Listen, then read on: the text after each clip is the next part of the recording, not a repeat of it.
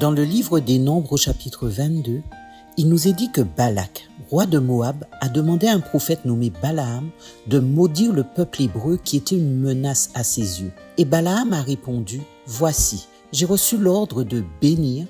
Il a béni, je ne révoquerai pas sa décision. » Le mot hébreu pour bénir est barak.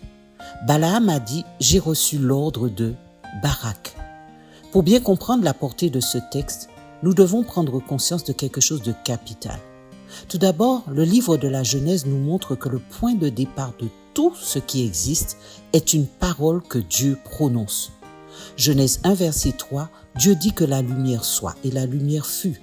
Verset 6, Dieu dit qu'il y a une étendue entre les eaux et qu'elle sépare les eaux d'avec les eaux, et Dieu fit l'étendue.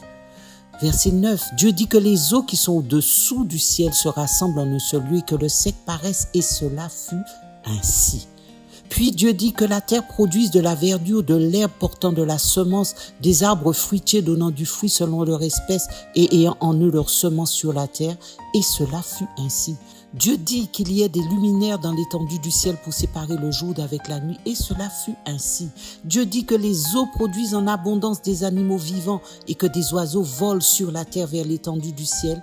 Dieu dit que la terre produise des animaux vivants selon leur espèce, du bétail, des reptiles et des animaux terrestres selon leur espèce, et cela fut ainsi. La parole de Dieu est créatrice, et cette parole est en réalité une personne. Jean 1, le verset 1 à 3 nous dit « Au commencement était la parole, et la parole était avec Dieu, et la parole était Dieu. Elle était au commencement avec Dieu, toutes choses ont été faites par elle, et rien de ce qui a été fait n'a été fait sans elle. La troisième personne de la Trinité est Dieu, la parole. » Et le verset 14, toujours de Jean 1, nous dit « Et la parole a été faite chair. Et elle a habité parmi nous pleine de grâce et de vérité, et nous avons contemplé sa gloire, une gloire comme la gloire du Fils unique venu du Père. Dieu, la parole, est venu sur la terre sous une forme humaine, et son nom est Jésus. Et c'est lui qui a amené à l'existence tout ce qui existe dans l'univers. Hébreux 11, le verset 3 nous dit « Par la foi, nous comprenons que l'univers a été harmonieusement organisé par la parole de Dieu et qu'ainsi le monde visible tire son origine de l'invisible. » Donc tout ce qui existe d'abord dans l'invisible avant d'être manifesté dans le visible. Or, Genèse 1, le verset 26 nous dit « Puis Dieu dit, faisons l'homme à notre image selon notre ressemblance et qu'il domine. » Nous sommes l'image de Dieu et il nous a fait don de la parole pour créer comme lui il crée.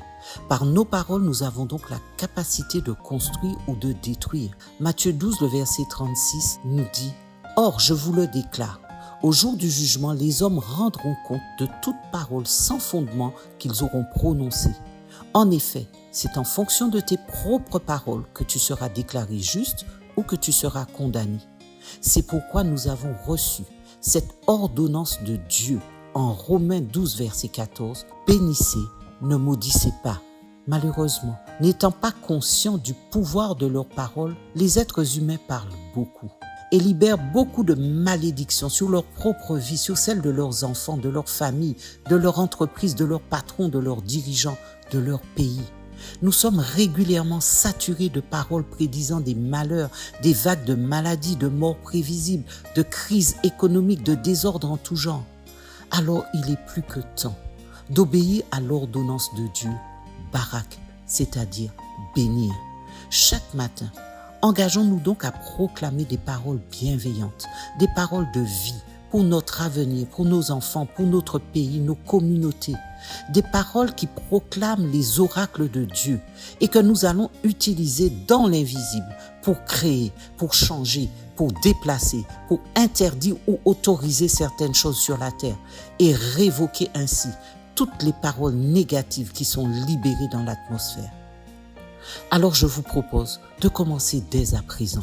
Selon Jérémie 29, le verset 7 qui dit « Recherchez le bien de la ville où je vous ai mené en captivité et priez l'Éternel en sa faveur parce que votre bonheur dépend du sien. » Aussi, Proverbe 11, le verset 11 nous dit « Une cité prospère quand des justes attirent la bénédiction sur elle, mais les paroles des méchants œuvrent à sa ruine. » Alors proclamons Déclarons la bénédiction, déclarons de bonnes choses sur notre pays.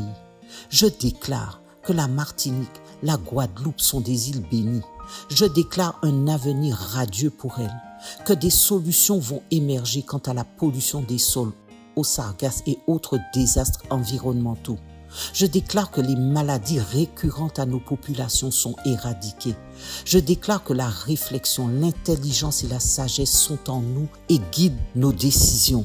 Je déclare que les enfants de ces territoires reviennent avec le savoir et qu'ils investissent dans le développement de leur île.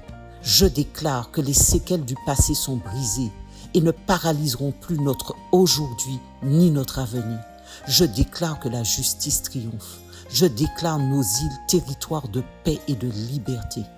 Je déclare que la droiture triomphe de la corruption et que la fraternité et la solidarité triomphent des inégalités au nom puissant de Jésus-Christ. Amen. Montre-nous